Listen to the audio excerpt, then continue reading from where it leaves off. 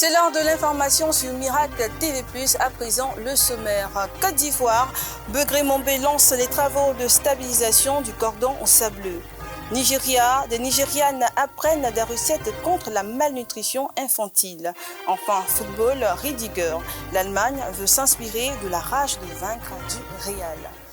Bienvenue, le Premier ministre Robert Begré-Mombé a procédé hier au lancement des travaux de construction de l'ouvrage de stabilisation du cordon sableux de Grand Laou. Cette initiative vise à lutter contre l'érosion côtière. Robert Begré-Mombé, le chef du gouvernement dans la région des Grands Ponts. Le Premier ministre est venu procéder au lancement des travaux de construction de l'ouvrage de stabilisation du cordon sableux de Grand Laou. Accueil enthousiaste des populations de Grand Laou, de Brafédon et de Laou-Panda au Premier ministre. Depuis la fin des années 70, la ville historique de Grand Laou est menacée de disparition par l'érosion côtière. Ces travaux sont très attendus par les populations.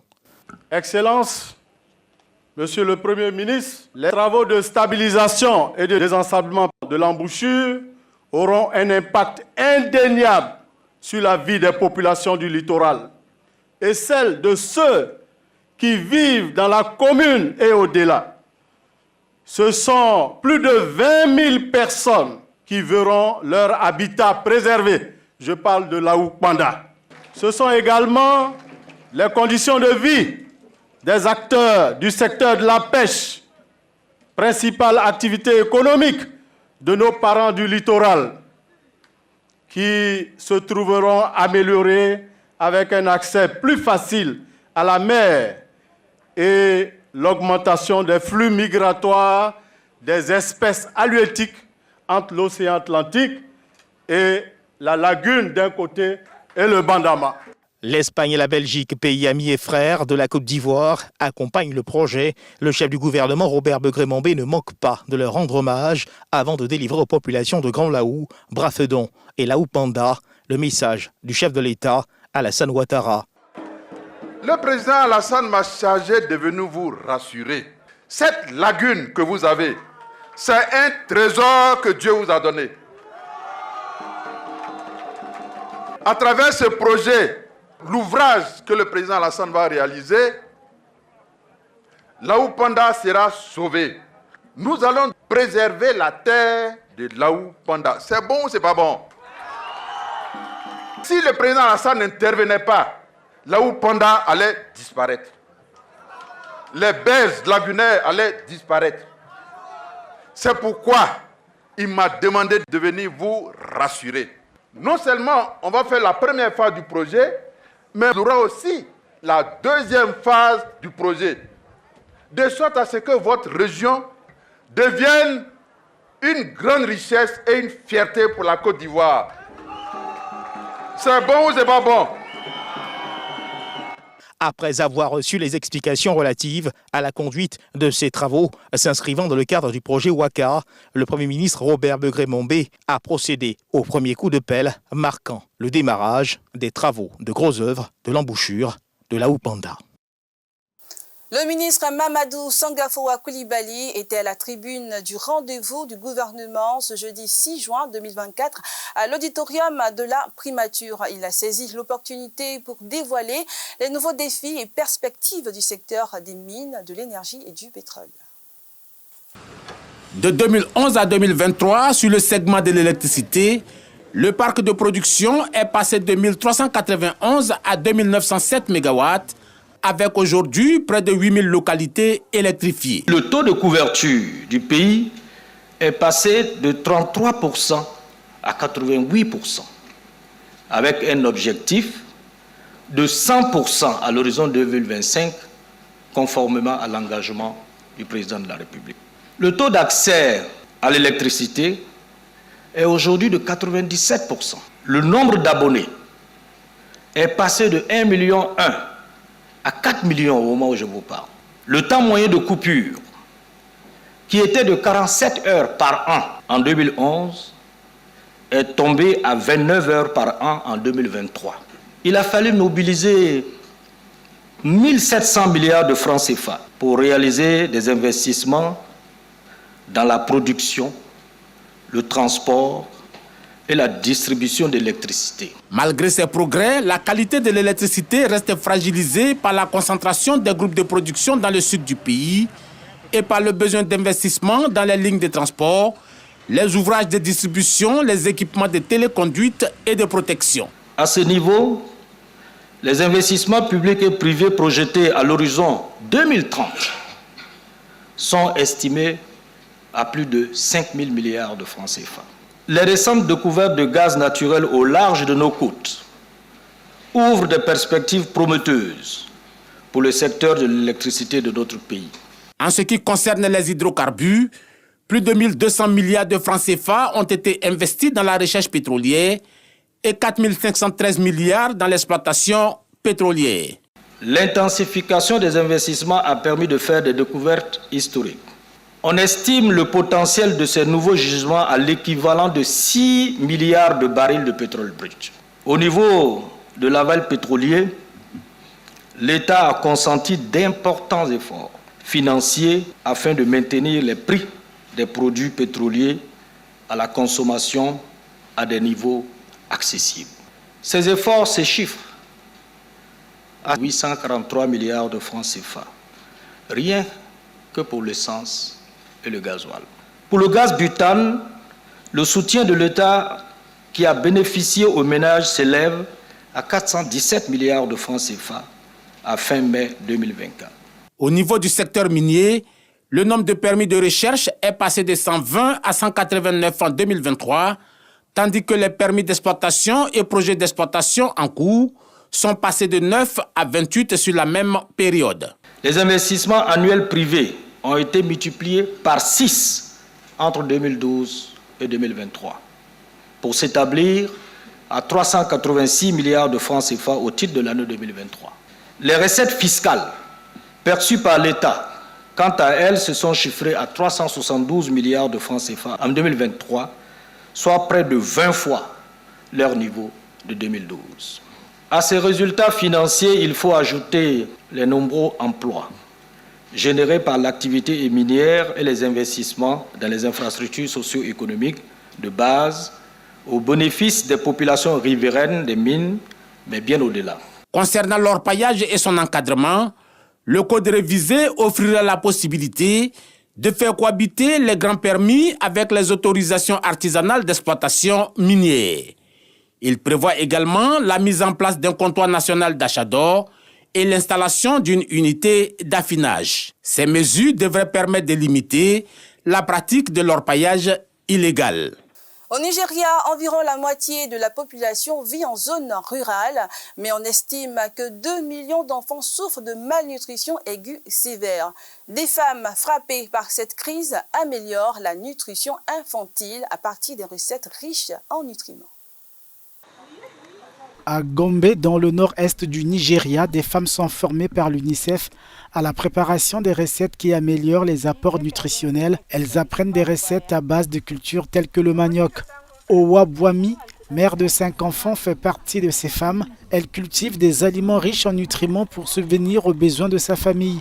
Cette veuve de 50 ans a failli perdre son petit-fils, touché par le kwashiorkor en raison d'une mauvaise alimentation. Mon petit-fils souffrait de malnutrition et de kwashiorkor. Je l'ai emmené dans un centre de santé où l'on m'a donné des herbes, mais après épuisement, il n'y avait nulle part où en trouver. Pendant que nous attendions, mon petit-fils était toujours très malade. Puis l'UNICEF est arrivé et a constaté son état.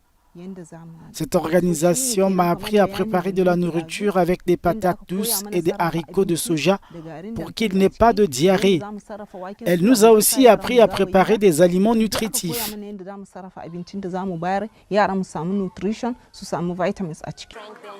Au Nigeria, en effet, plusieurs enfants sont victimes de la pauvreté alimentaire chronique et sont de facto touchés par des retards de croissance, selon l'UNICEF.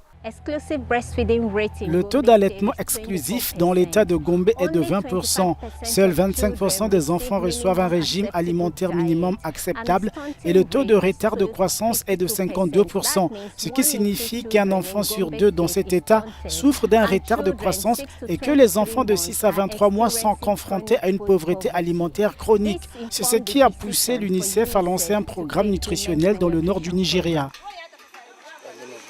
L'Afrique regorge 13 des 20 pays les plus touchés par la malnutrition à l'échelle mondiale, selon l'ONU.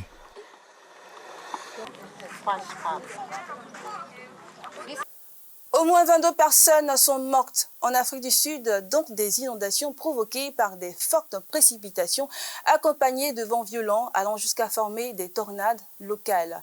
Un précédent bilan faisait état de 12 morts. De violentes tornades ont touché les provinces du sud-est et de l'est de l'Afrique du Sud.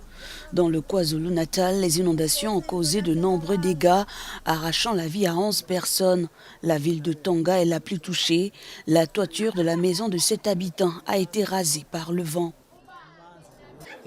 Quand je me suis réveillée, j'ai constaté que la porte était bloquée de l'extérieur par une tôle ondulée. En essayant de la dégager, j'ai vu un puissant tourbillon accompagné d'un fort coup de tonnerre et d'une pluie abondante. J'ai été surpris par la pluie alors que j'étais à l'intérieur de ma maison. Les équipes de secours sont encore déployées dans les deux provinces. Quelques milliers de personnes ont dû quitter leur foyer. Au total, selon les autorités, 22 personnes sont mortes dans les inondations. Umpile Mfeka est revenue sur les lieux du drame. Elle raconte: je n'ai pas été témoin de la tornade, mais mes enfants m'ont raconté ce qui s'était passé lorsqu'ils étaient dans la maison.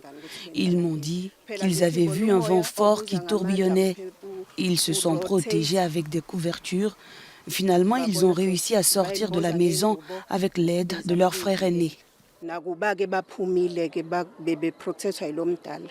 L'Afrique du Sud subit des intempéries et une vague de froid causée par un système dépressionnaire appelé Cat of Law qui provoque de fortes pluies, de la grêle, des vents violents et des chutes de neige.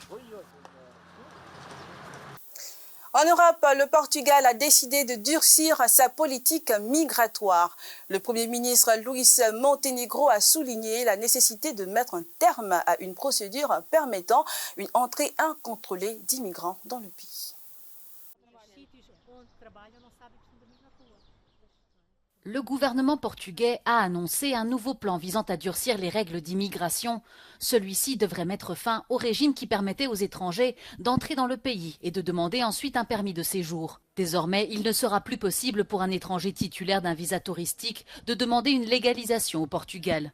A circunstância de termos procedimento segundo o qual uma simples manifestação de interesse é suscetível de facilitar e descontrolar a entrada de migrantes em Portugal, deve ter fim e vai ter fim. Ces annonces interviennent quelques jours avant le début des élections européennes, un scrutin qui devrait largement faire pencher la politique de l'Union européenne vers la droite. En conférence de presse, le défenseur international allemand du Real Madrid, Antonio Rüdiger, a exprimé le désir de voir son pays devenir champion de la compétition de l'Euro 2024 comme son club à la Ligue des Champions. Rappelons que l'Allemagne est le pays hôte de cette compétition qui débutera le 14 juin prochain. Sorti en phase de groupe des éditions 2018 et 2022 des Coupes du Monde de la FIFA, puis en huitième de finale de l'Euro 2020, l'Allemagne veut conjurer le mauvais sort. Le pays accueille l'Euro 2024 de football. Bien que très attendu, les joueurs de la Mannschaft jouent la carte de l'humilité. Nous ne sommes pas ici seulement pour dire bonjour, mais nous devons rester humbles. Nous n'avons pas besoin de parler des tournois passés. Nous savons tout ce qu'il s'est passé. Nous avons connu des hauts et des bas tout au long de notre parcours et c'est pourquoi nous devons faire preuve d'humilité. Le premier match est très important et nous verrons ensuite ce qui se passera pendant le reste du tournoi.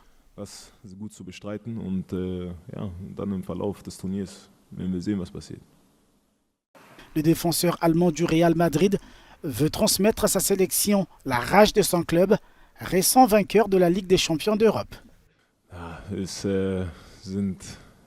Ce sont deux paires de chaussures différentes.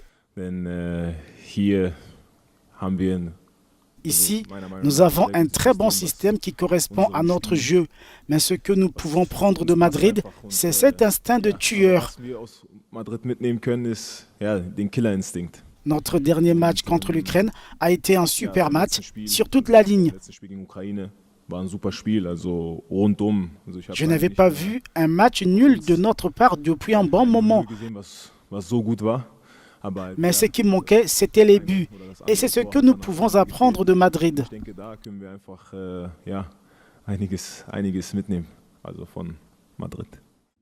L'Allemagne est dans le groupe A avec l'Écosse, la Hongrie et la Suisse. Je vous laisse la paix, je vous donne ma paix. Je ne vous la donne pas comme le monde donne, que votre cœur ne se trouble pas et ne se laisse pas effrayer. Jean 14, 27. C'est ainsi que prend fin cette édition de l'information. Je vous laisse donc avec la paix du Seigneur et je vous souhaite une bonne suite de programmes sur MTV+, la télé qui transforme.